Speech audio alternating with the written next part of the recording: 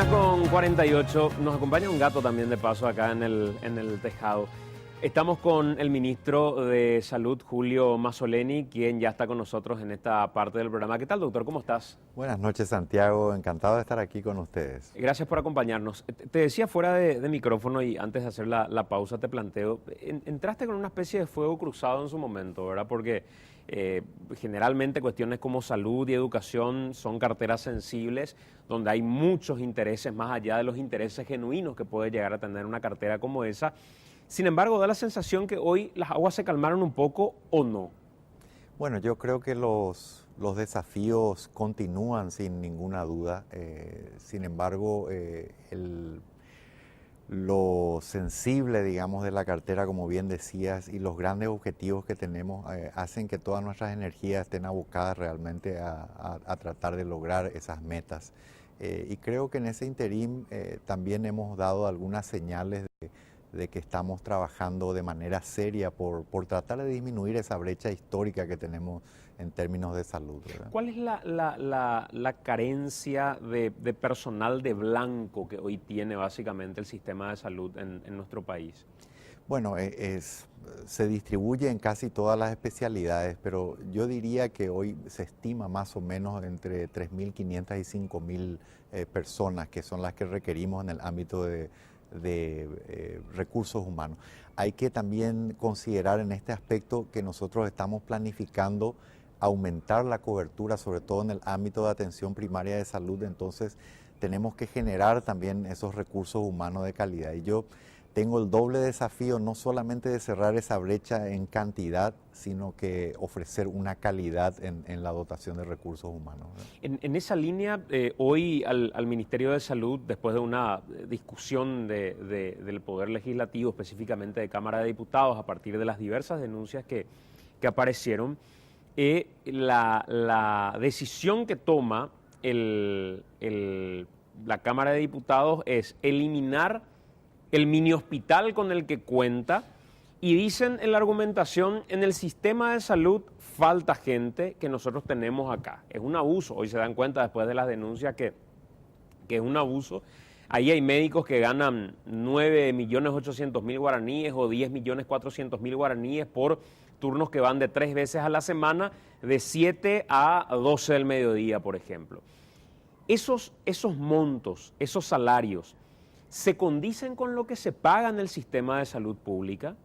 No, habitualmente tomemos un médico, por ejemplo, cuando tiene un primer vínculo, un primer contrato, por decirlo así, con el Ministerio de Salud, habitualmente es de 24 horas y gana 4.600.000 guaraníes, una persona no nombrada, ¿verdad? Entonces, con un segundo vínculo que sería ya 12 horas más, entonces ahí estamos hablando de 36 horas, tenés otro monto similar, ¿verdad? Entonces, como te darás cuenta, realmente la proporción del personal de blanco del Ministerio de Salud no condice con esos salarios. Bueno, vamos a hacer una pausa y vamos a ver si lo calmamos al gato también. Y a la vuelta de la pausa vamos a hablar con el ministro Mazzoleni respecto a cómo van a hacer con gente que hoy tiene rubros administrativos y que obviamente cuando ingresen al sistema de salud, si ingresaran, yo no sé si le preguntaron al ministro en medio de este debate qué pensaba respecto a esto como para tomar una decisión y cuál era la decisión más prudente, porque de por ahí la decisión más prudente era decir, no quién va a pagarle, porque al final es una bolsa común. ¿Le va a pagar el Ministerio de Salud o le va a pagar el Congreso de la Nación? Probablemente lo más sensato hubiera sido que el dinero que se estaba destinando a esta mini clínica, que solamente en Cámara de Diputados tenía un costo de 2.000 millones de guaraníes por año, pase al Ministerio de Salud. Y que el Ministerio de Salud, eventualmente a través de nuevos concursos, pueda decir, señores, ustedes son necesarios acá o no son necesarios dentro del sistema de salud. Como médicos no les va a faltar trabajo, pueden ir a cualquier otro lugar y de seguro van a encontrar trabajo. ¿Cómo resolvía, básicamente, y si el Ministerio de Salud fue consultado o no en medio de todo esto? Hacemos la pausa, en breve estamos de vuelta. Estamos de vuelta conversando con el ministro Julio Mazzoleni.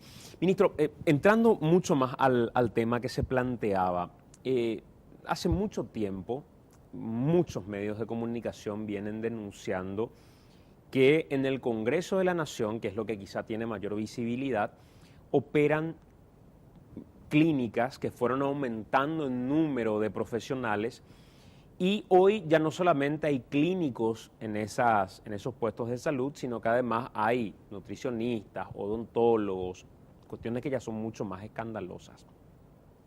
Estas denuncias ganaron notoriedad en el último tramo, en el último tiempo, cuando luego de constatar quiénes estaban en estos lugares, cuánto ganaban, si asistían o no asistían, se pudo verificar que, por ejemplo, había odontólogos que ni siquiera tenían sillas como para poder atender.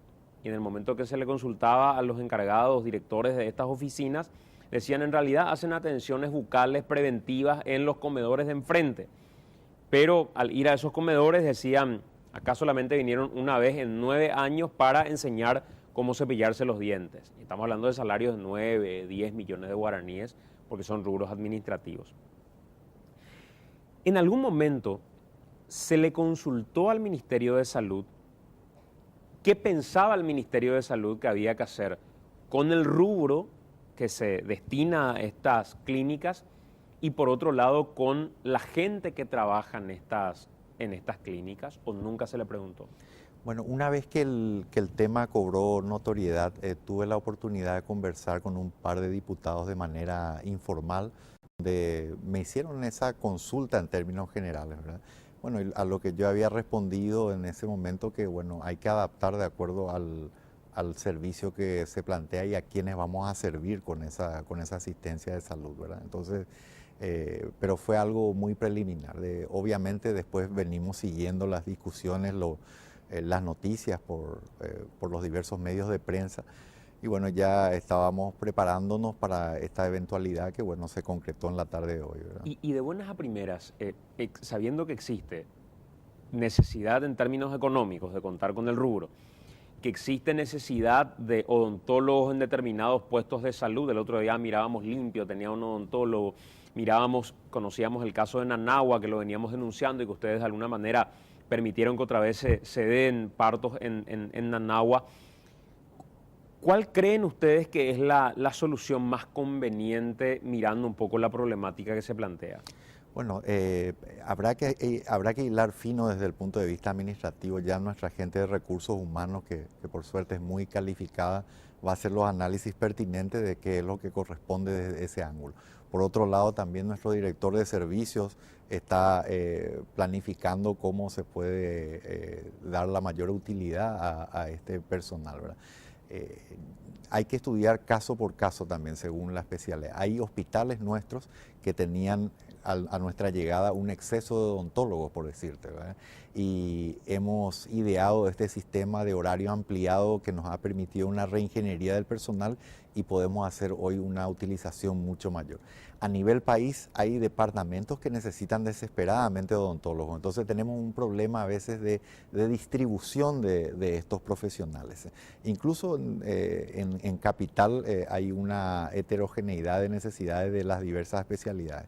Nutricionistas, fisioterapeutas, obstetras, bien mencionados el caso de Nanagua, que después de varios años pudimos completar una grilla, por decirlo así, de alguna manera diaria que nos permitía cubrir todos los días de la semana. Entonces es muy variado y hay que hacer un análisis fino, nosotros lo tenemos y seguramente si la cuestión fuera tan sencilla como distribuir este personal, lo podemos hacer con relativa facilidad. Claro. Lo administrativo es otra cosa. Claro, pues hoy el problema con el que atraviesan es, primero, le preguntaba hoy al diputado Bachi Núñez, que fue finalmente el diputado proponente de este proyecto.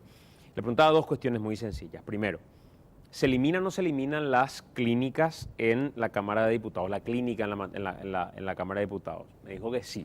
Segundo, el ministro de Salud va a disponer de los 2.000 millones anualmente y además está obligado a que esa plata vaya directamente a esta gente con la misma carga horaria que tenía o no. Y ahí me dijo sí y no. Sí, porque esa gente va a tener que cobrar lo mismo que cobraba, pero el ministerio le va a tener que reasignar una carga horaria.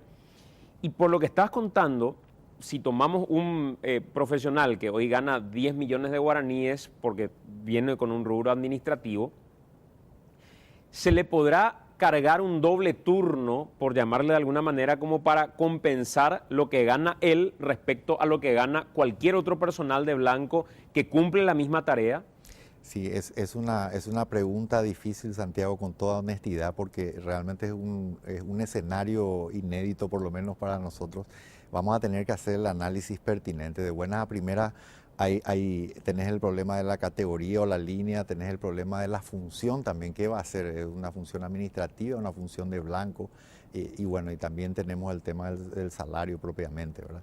Entonces, y hay que analizar caso por caso. Incluso yo tengo en una información preliminar que podría haber una minoría, quizás son 2 o 3 que tienen un sueldo de blanco, por decirlo así.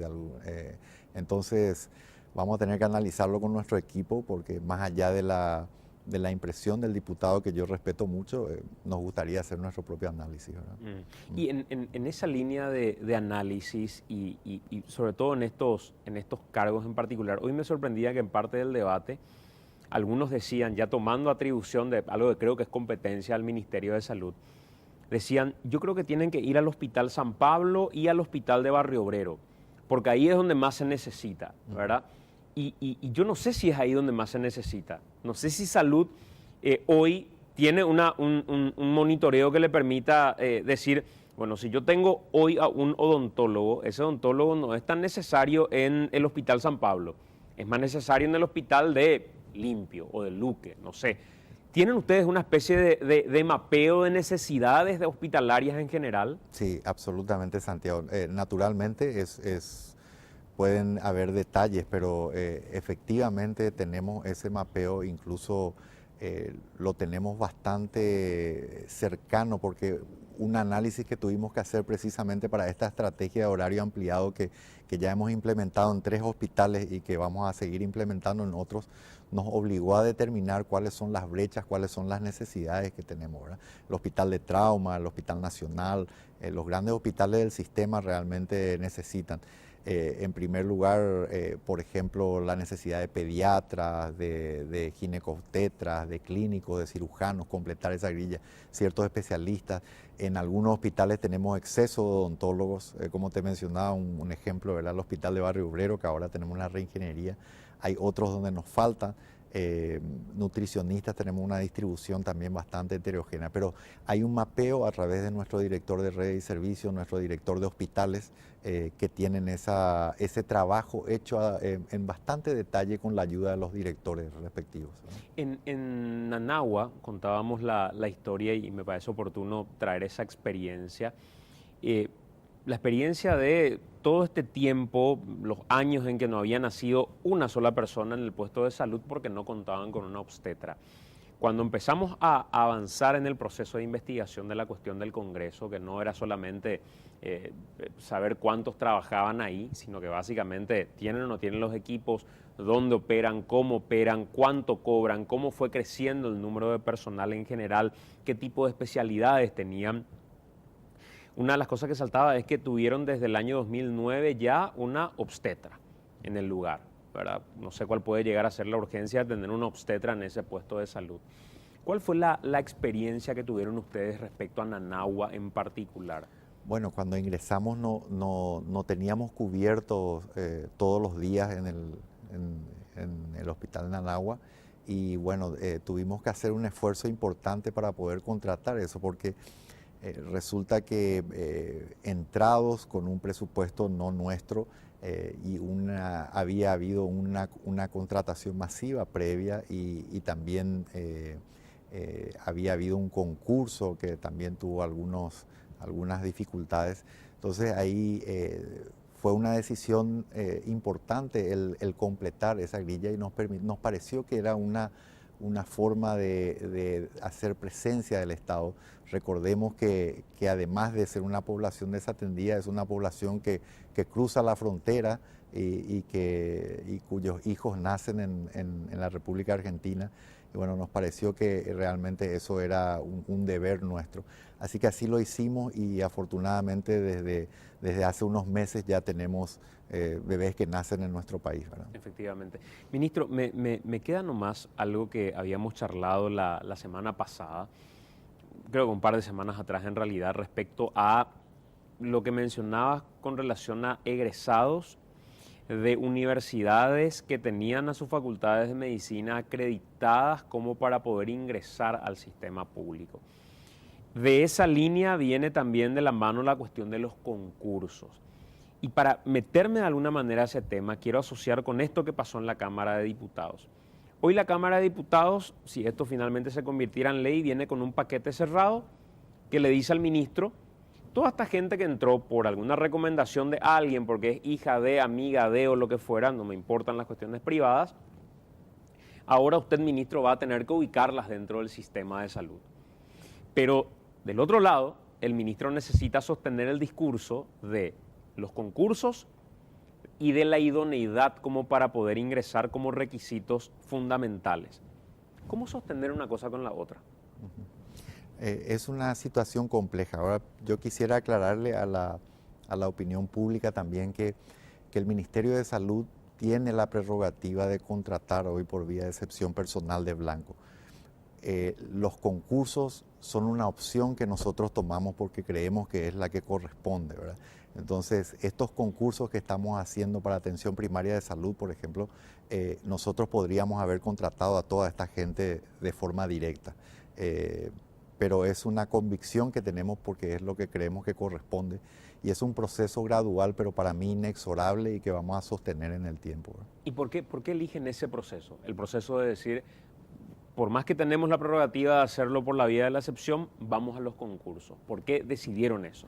Porque yo considero que definitivamente tenemos un vuelco hacia la meritocracia, ¿verdad? Y que tenemos que contratar de esa manera. Existe la ilusión de muchos jóvenes. A nosotros realmente, por un lado, me conmueve a mí personalmente, pero además me interpela para hacerlo con mucha responsabilidad la confianza que hoy se plantea en nuestra administración, yo lo creo, y sobre todo se demuestra en este concurso donde para 877 vacancias tenemos más de 8.700 postulantes, una proporción de 10-1, ¿verdad? Entonces nos debemos a esa gente y tal es así que tenemos programados muchos otros concursos. Me parece que ese es el mecanismo más confiable, el mecanismo que corresponde realmente para ir contratando y también la ilusión de muchos jóvenes, yo creo que no se puede jugar con eso, ¿verdad? Ministro, el otro día nos comentabas, y fue parte de una charla que tuvimos también con el titular de ANEAES, que el método de acceso a la función dentro del ámbito de salud debería pasar por algunos filtros. Y que desde el año que viene ustedes pretenden implementar como uno de esos filtros que la facultad de la que haya egresado ese profesional que pretende ingresar al sistema público sea una facultad acreditada por ANEAES. Y ahí otros decían, bueno, pero hay que tener en cuenta si los criterios de ANEAES son criterios sólidos como para poder permitir el ingreso de la gente. Si la acreditación es una acreditación confiable o no, si tiene parámetros creíbles como para permitir que la gente ingrese. Uno de ellos me decía el doctor Pío Alfieri, por ejemplo, me mencionaba eso, ¿verdad? ¿Por qué tomaron esta decisión? ¿Y por qué crees que un filtro adecuado y necesario es el filtro de las carreras acreditadas o las facultades acreditadas? Bueno, hay dos razones principales. En primer lugar, yo tengo una interpretación de que la Ley de Educación Superior así me lo exige, ¿verdad? Entonces ese es un aspecto.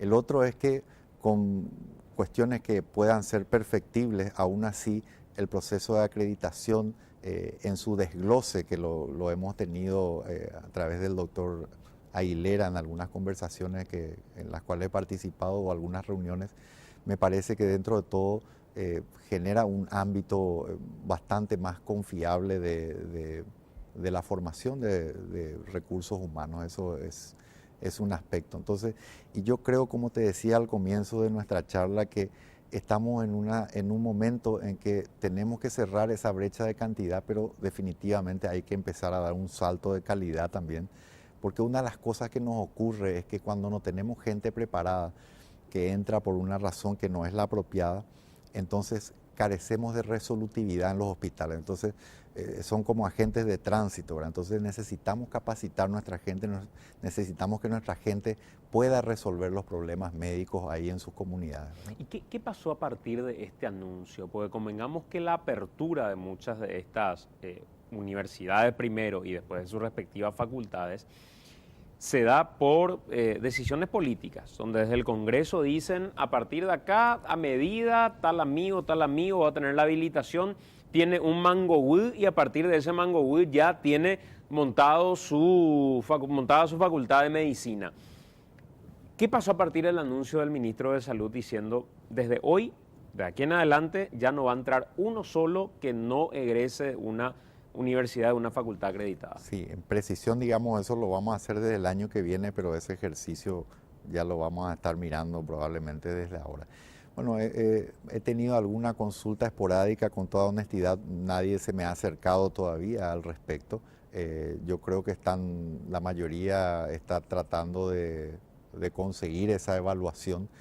Quizás un análisis que sí haya que hacer, que es válido, es cuál es la capacidad del ANEAES, digamos, para poder cumplir con las evaluaciones pertinentes, ¿verdad?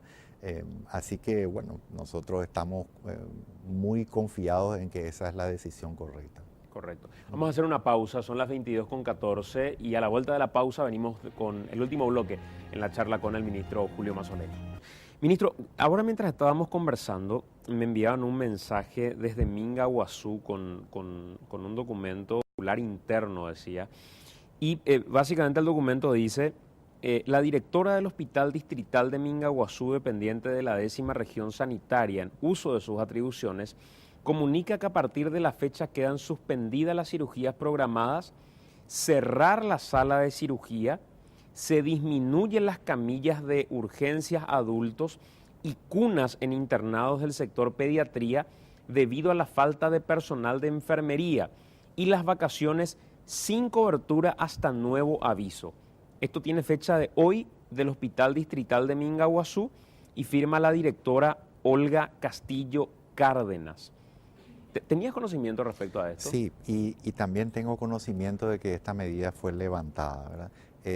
Tiene que ver con una cuestión de las coberturas vacacionales y un uso, digamos, históricamente que se da para reemplazar al personal que sale de vacaciones. Hay una cantidad limitada asignada a ese proceso y, bueno, en muchos casos no es bien administrada y, bueno, eso generó algunos problemas. Para poder resolver esta cuestión, entonces optamos por liberar o extender el periodo de vacaciones que nos permite distribuir las vacaciones del personal de blanco en un periodo más largo y de esa manera poder hacer frente a esto.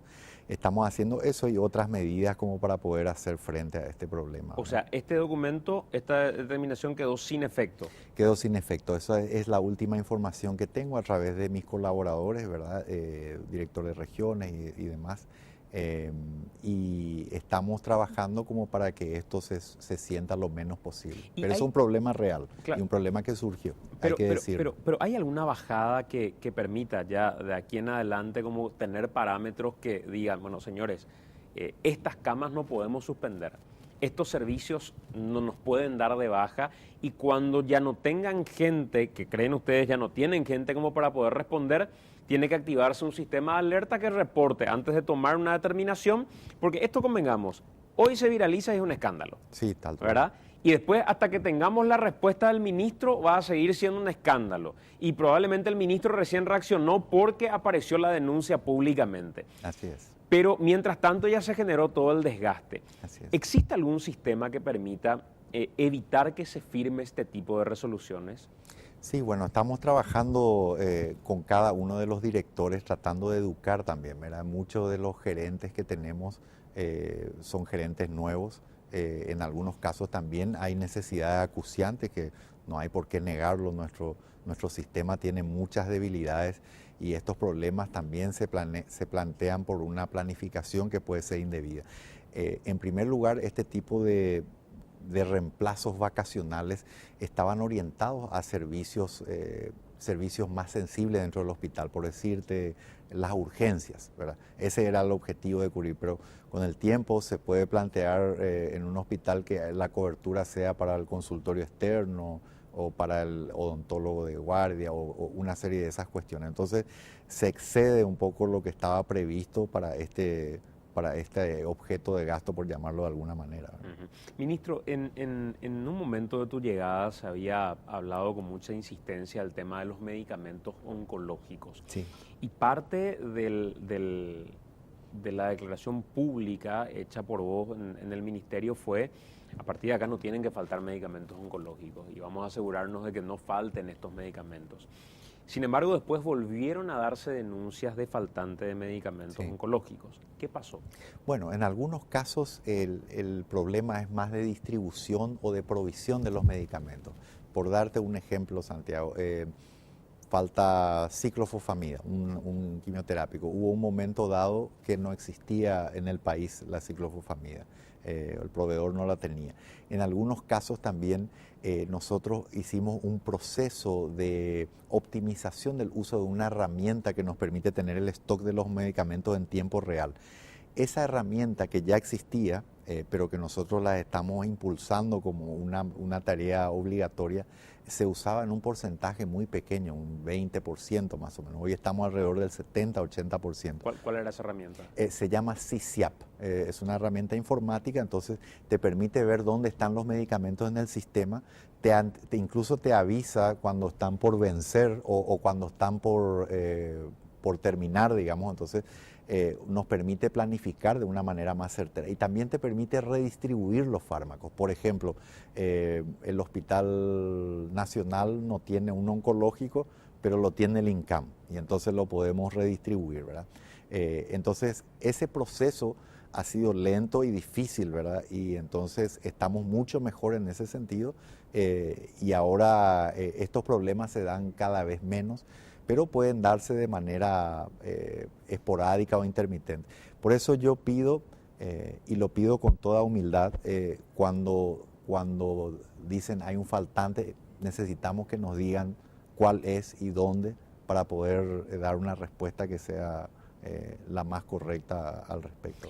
Y con respecto a los equipos que finalmente se utilizan para las quimioterapias y demás, recuerdo hasta ahora aparecían de nuevo denuncias de gente que decía: vine en el Instituto del Cáncer como para hacerme mi tratamiento y sin embargo la máquina no funciona, máquina no funciona. ¿Por qué se sigue teniendo ese problema? Bueno, en el caso, por ejemplo, el acelerador lineal que teníamos en el INCAM, en un periodo de 6 semanas se descompuso 3 veces. Muchos de los periodos de mantenimiento están largamente sobrepasados. Existen también equipos que fueron comprados al principio de la gestión anterior y entonces justo nos toca un periodo en donde realmente están en un periodo de declive y cuando hay tanta desesperación en el ámbito de salud, donde uno tiene necesidades urgentes todos los días, muchas veces el primer área que se soslaya es el de mantenimiento o que se reprograma, ¿verdad? O simplemente en el presupuesto ya no tiene las asignaciones pertinentes. Entonces es bastante complicado sostener un sistema que por otro lado cada vez recibe más gente y al cual se le exige cada vez más complejidad en su tratamiento, ¿verdad? Entonces no olvidemos que a este sistema, que a veces le faltan guantes o le faltan gasas, muchas veces no por el ministerio sino porque el proveedor no puede, es el mismo sistema que te ofrece una neurocirugía, un trasplante de corazón, un trasplante de hígado, un trasplante de riñón, ¿verdad? Entonces eso tiene muchos costos, ¿verdad? Estamos hablando de, por ejemplo, un trasplante de corazón orilla un poco más de los 200 millones de guaraníes. Puede no haber un gasto de bolsillo, pero ciertamente hay un gasto por parte del Estado, ¿verdad? Ministro, cuando llegaste y con todo ese fuego cruzado del que hablábamos inicialmente, ¿pensaste que ibas a durar todo este tiempo? Y pensaste, digo, no solo en lo que se podía sostener tu función, sino en lo que vos, que no estabas habituado a ese fuego cruzado, podrías eventualmente aguantar, o dijiste lo hago porque Mario Abdo es mi amigo y mi compañero de colegio? No, yo vine acá con convicción de trabajar por mi patria, ¿verdad? Si bien es cierto que tengo un compromiso enorme con el señor presidente, él sabe que ese es el motivo principal, ¿verdad? Y tengo una gran ventaja, ¿verdad? Yo no uso esto como un trampolín político, es un momento en mi vida que yo siento que debo aportar al país. También sé diferenciar perfectamente las críticas que vienen, como bien decías, de un fuego cruzado político, cuando quizás yo no sea el blanco verdadero. También sé aceptar las críticas que son constructivas y las críticas que son infundadas pero de buena fe. Y también conozco las críticas que tienen otra finalidad, ¿verdad? Entonces, al conocer uno eso y tener una seguridad de que uno está haciendo lo mejor que puede y conocer que en el cargo esta exposición es absolutamente necesaria o casi inevitable, entonces realmente uno se enfoca en sus objetivos y trata de hacer un análisis. Yo soy muy autocrítico, entonces un análisis de dónde está. Porque, por ejemplo, yo vengo declarando, Santiago, digo, bueno, esta atención primaria de salud, un enfoque, vamos a hacer tal cosa, tecnología transversal a todo, vamos a hacer tal cosa, en el ámbito administrativo, disciplina férrea, certificado de disponibilidad presupuestaria, compras conjuntas, todas esas cosas. Y cuando hago los análisis, me doy cuenta que con algunas dificultades venimos cumpliendo las metas intermedias. Entonces, realmente uno se siente bastante cómodo con eso, ¿no? Ministro, gracias por acompañarnos, gracias por estar con nosotros. Gracias, Santiago, por la invitación.